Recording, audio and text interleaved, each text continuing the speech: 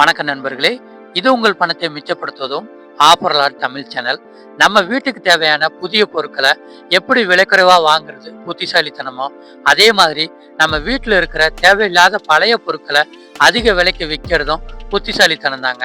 இந்த படத்துல பார்க்குற மாதிரி பழைய பொருட்கள் உங்க வீட்டில் இருந்துச்சுன்னா அதை எப்படி அதிக விலைக்கு விற்கலாம் அப்படிங்கிற 5 டிப்ஸ் இந்த வீடியோவோட கடைசியில் வருதுங்க.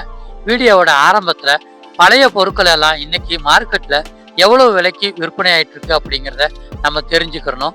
அப்பதான் நம்ம பழைய பொருட்களை விற்கிறப்ப ஏமாறாம இருக்க முடியுங்க. இன்னைக்கு பழைய பொருட்களோட விலைகள்ல நோட்டு புத்தகங்களோட விலைகளை பார்த்துடலாம். இன்னைக்கு இங்கிலீஷ் பேப்பர் கிலோ 22 ரூபாய்க்கு விற்க முடியும். தமிழ் பேப்பர் கிலோ 20 ரூபாய்க்கு விற்கலாம். நோட்டு புத்தகங்கள்லாம் கிலோ 18 ரூபாய்க்கு விற்க முடியுங்க. அட்டைப்பட்டி கிலோ 10 ரூபாய்க்கு விற்பனை ஆகுது. பழைய துணிகளோட விலைகளை பார்த்தீங்கன்னா நீங்க இன்னைக்கு பழைய பட்டுப்புடவைகளை 500 ரூபாயில இருந்து 3000 ரூபா வரைக்கும் விற்க முடியுங்க. பட்டுப்புடவையினுடைய தரத்தை பொறுத்து விலை மாறுபடுது. பழைய துணிகளை கிலோ 5 ரூபாய்க்கு விற்க முடியுங்க. அடுத்ததா நம்ம வீட்டில் கிடக்கிற பழைய இரும்பு மற்றும் தகரங்களோட விலைகள் எவ்வளவு இருக்குன்னு பார்த்தரலாம். கனமான இரும்பு கிலோ 34 ரூபாய்க்கு விற்கலாம். லேசான இரும்பு கிலோ 32 ரூபாய்க்கு விற்கலாங்க. தகரத்தை கிலோ இன்னைக்கு 28 ரூபாய்க்கு விற்க முடியும். அடுத்தது உலோகங்கள், அதாவது மெட்டல்ஸ் எவ்வளவு ரேட் போகுதுன்னு பார்த்துடலாம். பழைய காப்பர் கிலோ 700 ரூபாயில இருந்து 1200 ரூபா வரைக்கும் விற்கலாங்க. பித்தாளை கிலோ 450 ரூபாயில இருந்து விற்க முடியும். அலுமினியம் கிலோ 140 ரூபாய்க்கு விற்பனை ஆகுது. டிவி வயர் கிலோ 125 ரூபாய்க்கு நம்மளால விற்க முடியுங்க. அடுத்ததா பழைய பிளாஸ்டிக் மற்றும் டயர்களோட விலைகள் பார்த்துடலாம். கார் டியூப் கிலோ 66 ரூபாய்க்கு விற்க முடியும்.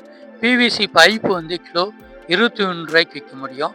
பிளாஸ்டிக் பாட்டில்கள் எல்லாம் கிலோ 15 ரூபாய்க்கு விற்க முடியுங்க. அடுத்ததா நம்மகிட்ட இருக்கிற பழைய பொருட்களை அதிக மதிப்பு வாய்ந்தது என்ன அப்படின்னா கவரிங் செயின் தாங்க. இதை கிலோ 1770 ரூபாய்க்கு விற்க முடியும். மதர் போர்டு கிலோ 770 ரூபாய்க்கு விற்கலாம். எக்ஸ்ரே சீட்டு ஒரு கிலோ 420 ரூபாய்க்கு விற்க முடியுங்க. யூபிஎஸ் பேட்டரி கிலோ 85 ரூபாய்க்கு விற்கலாங்க. அடுத்ததா பீஸ் ரேட்ல என்னென்ன பொருட்கள் விற்கலாம் அப்படின்னு பார்த்துடலாம்.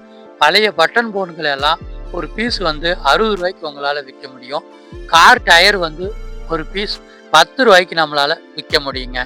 நீங்க பழைய பொருட்களோட இன்றைய விலை என்ன அப்படிங்கிறத தெரிஞ்சுக்கிட்டீங்க. நீங்க இந்த பழைய பொருட்களை வியாபாரிக்கிட்டயோ அல்லது கடைகள்லயோ போட போறீங்கன்னா இந்த விலைக்கு பேரம் பேசி விற்க பாருங்க. அடுத்ததா இந்த பொருட்களை எப்படி லாபமா விற்கலாம் அப்படிங்கிற 5 டிப்ஸை பார்த்துடலாம். முதல் டிப்ஸ் பொருட்களை பிரித்து விற்கணுங்க. நீங்க தகரம் அப்படின்ட்டு மொத்தமா போடாம அதுல செம்பு, காப்பர் இந்த மாதிரி பொருட்கள்லாம் இருந்துச்சுன்னா அதை தனி ரேட்டுக்கு போட்டிங்கன்னா அதனுடைய விலைக்கே அதை வாங்கிக்கிடுவாங்க.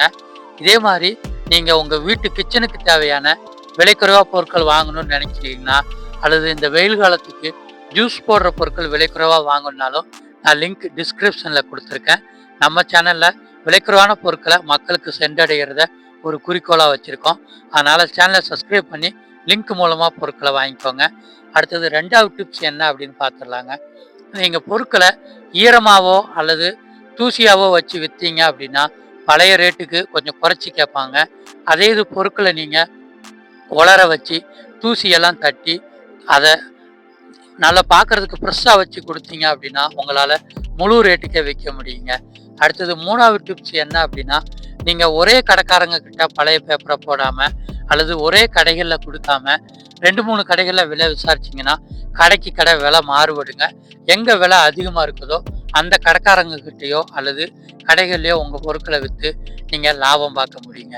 அடுத்து 4வது டிப்ஸ் என்ன அப்படின்னா நீங்கள் பொருட்களை கொஞ்சம் கொஞ்சமாக போட்டிங்கன்னா அவங்க சொல்கிற விலைக்கு தான் விற்கிற மாதிரி இருக்கும். அதே இது சேர்த்து வச்சு ஒரு மாதத்துக்கு பல்காக போட்டிங்க அப்படின்னா 4 கிலோ 5 கிலோ வந்துச்சுன்னா நீங்கள் ரேட்டு சொல்லலாங்க. நான் மொத்தமாக கொடுக்குறேன்ல அப்படின்னு சொல்லிட்டு நீங்கள் பேரம் பேச முடியும். அடுத்ததா 5வது டிப்ஸ் என்ன அப்படின்னு பார்த்துடலாம்.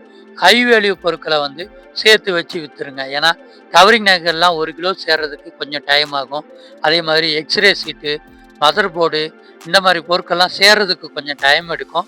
இந்த பொருட்களை நீங்கள் தனியாக எடுத்து வச்சு, ஏன்னா இது ஒரு பொருள் தான் இருக்குது அப்படின்னு நீங்கள் பழைய பொருட்களில் போடாமல் சேர்த்து வச்சு விற்றுக்கோங்க.